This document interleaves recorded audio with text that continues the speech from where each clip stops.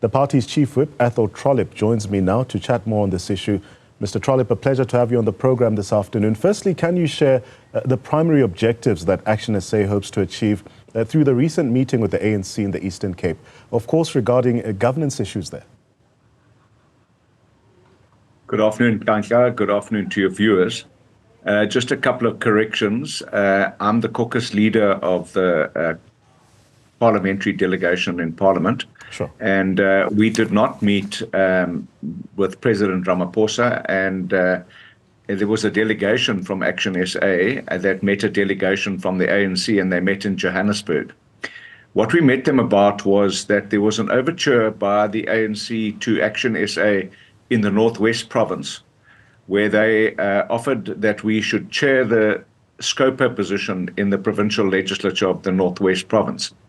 Now, what was interesting about that is that there is a convention that that position goes to an opposition party. It is a very important position that evaluates all the public accounts of a province or of a government.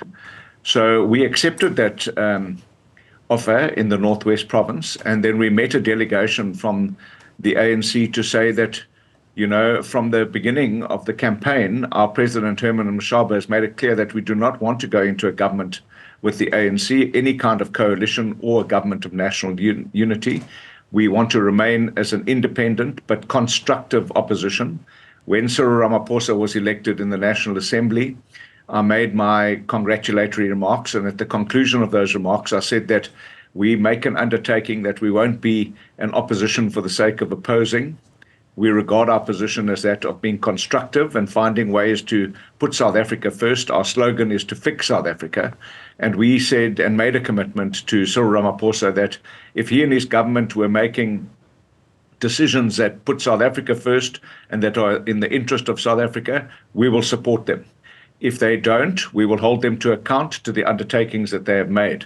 So basically, our meeting was with the ANC to reinforce that position and to say this is our commitment. We find ourselves in Kanka between the parties that are now lining up to form a government of national unity or a grand coalition, which is probably more apposite, and the parties that are in a grouping in Parliament called the Progressive Caucus. They're actually not progressive at all. They're a regressive caucus, and we are not part of that either. So we find ourselves in the middle of those two big blocks, and I think it's a perfect place to be because we are an independent, objective, and constructive opposition in Parliament. So with this said, Mr. Trollip, how would you then characterize the current state of cooperation between ActionSA and the ANC, both at the provincial and national levels, especially in light of these recent developments that you highlight? Okay, we have no cooperation with the ANC as yet, none whatsoever. We don't govern with them in any kind of coalition. We're not involved in any way other than in that one standing committee on public accounts position in the Northwest, but that is independently held, completely non-reliant on the ANC. They did make the offer, we accepted it. But what we have done is that we've said to the ANC that in Parliament, where we meet on multiple portfolio committees and where we debate matters in Parliament, where the government of national unity or the grand coalition makes decisions that are in the interest of the people of this country and the economy and to curb crime and corruption, they can count on our support. Well, however, we will also make note of the commitments that they do make, and we will measure them on the milestones, whether they reach those milestones or not.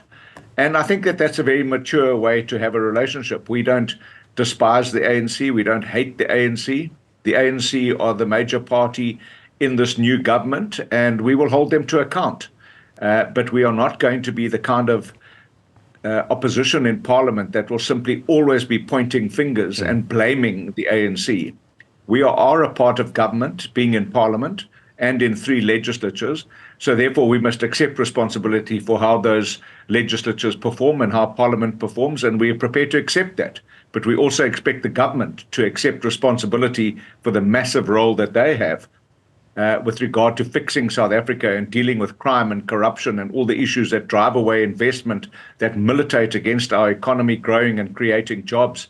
We need to see a quick turnaround on those issues. So, given the said meeting, what specific challenges or even concerns did ActionSA raise during the meeting? And what responses did you receive from the ANC representatives? Well, first of all, I thought it was quite interesting because, normally the ANC is a closed book. There's a completely different attitude now by the ANC. I've experienced it in Parliament as well. There isn't that arrogant swagger of take it or leave it because they now no longer have the majority. So we've seen some concessions already been made about speaking times and representation on various committees. So I think South Africa is going into a very interesting time in the seventh parliament, where we don't have any one party that has a majority. And, it's the first time in about 140 years in the history of South Africa where we don't have one party dominating the political discourse. And I think that that's going to augur well for South Africans because people need to talk to each other. We need to build relations. We need to find each other across the aisles. And, I've had many years' experience in council, in provincial legislatures, in parliament, and also at a district council level. And I'm not getting any younger. So I've learned many things in life. But one of the most important things I've learned in life is that you can reach out to people that hold completely diametrically opposed opinions to you, and you can convince each other to find common ground. And that's the role that I plan to play with my caucus.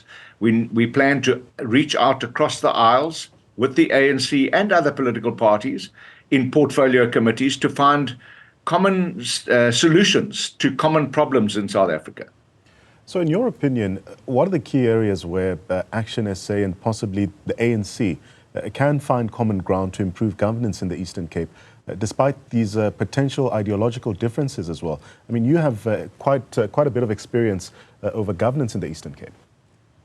Okay, well, unfortunately, we're not represented in the provincial legislature of the Eastern Cape. Right. But, there's the National Council of Provinces and there's Parliament that reaches into the affairs of the Eastern Cape. So I believe that we can make an impact on issues of governance in the Eastern Cape. Unfortunately, the Eastern Cape and Limpopo are the two poorest provinces with the highest unemployment and probably the worst government.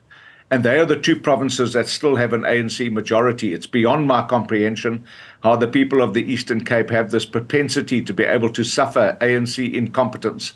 So I'm afraid that the people of the Eastern Cape have got another 5 years of ANC unfettered power in the legislature, which will not be good for the people of the Eastern Cape. That I can assure you, because where the ANC governs with an outright majority, they really don't govern well.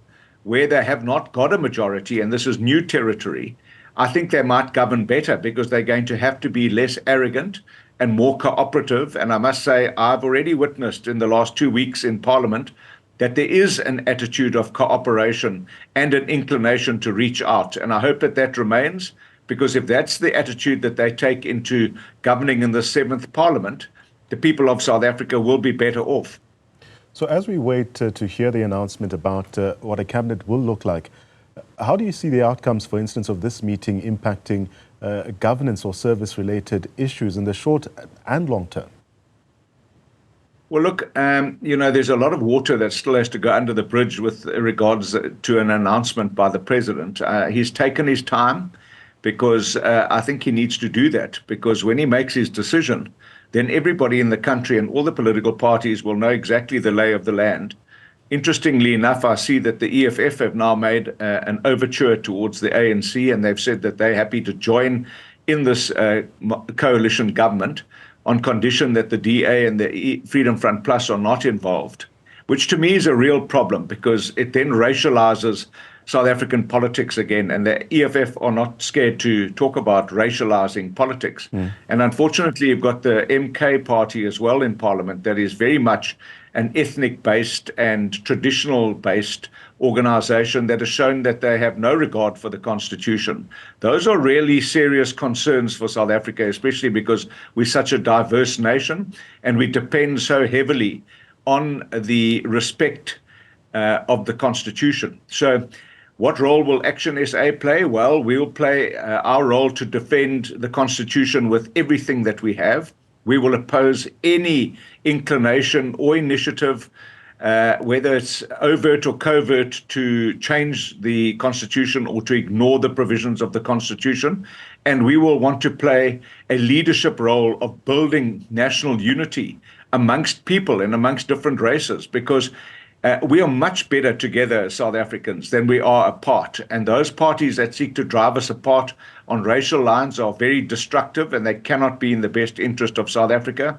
We've seen recently some members of parliament that have been elected from various political parties that hold very strange and very offensive racist attitudes. Those do not augur well for the future of this country. So we will oppose that kind of any kind of inclination to manifest that kind of racial polarization. And we make a commitment to the people of South Africa and to the ANC to say we will do everything we can to build a united South Africa. And if the ANC government remains committed to their promises in their Freedom Charter and to the Constitution, well, then we can hold hands on matters where we find common ground. And I think that's interesting because for the first time in 30 years, the ANC that is in government and is leading government now and will be leading government in the next 5 years will have to make sure that they take political parties along with them. And those political parties represent interest groups right across this country. And I think it should be a new chapter of cooperation that could augur well for the future of the most diverse country in the world. And lastly, Mr. Trollip, what lessons has ActionSA learned from all these engagements that you've had with other political parties that are really shaping your approach when it comes to how governance may look like, for instance, if ActionSA were to be in control?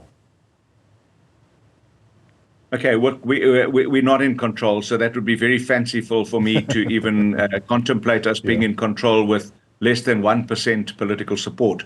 But what we are realizing is that we are finding ourselves as a middle-of-the-road party. We are right in the middle between the new grand coalition that's been cobbled together now by Cyril Ramaphosa and the regressive forces of the MK and the EFF. So we hold a very important ballast or balance in Parliament, and that's a role that we want to play. And I think South Africans will follow what we're trying to do with interest, and that will set us on the path of being able to get more votes from people from across cultural and racial communities over the next 5 years. We really do want to be part of fixing South Africa. We really do want to be an exemplary party of ethical leadership. And I believe that we have a really strong caucus in Parliament. And with, even though there are only 6 of us, we will commit ourselves to working like 60, and people will see ActionSA for what it is. We make commitments that we will not elect people like Zizi Kodwa. And I think that's once again has been the shortfall of the ANC. They keep telling us that they're committed to eradicating corruption, but here you have a minister who resigned because of serious allegations of corruption against him just before the election, and now he's back in Parliament. I don't know what happened to the ethics committee in the ANC. I don't know what happened to his court case. He's out on bail.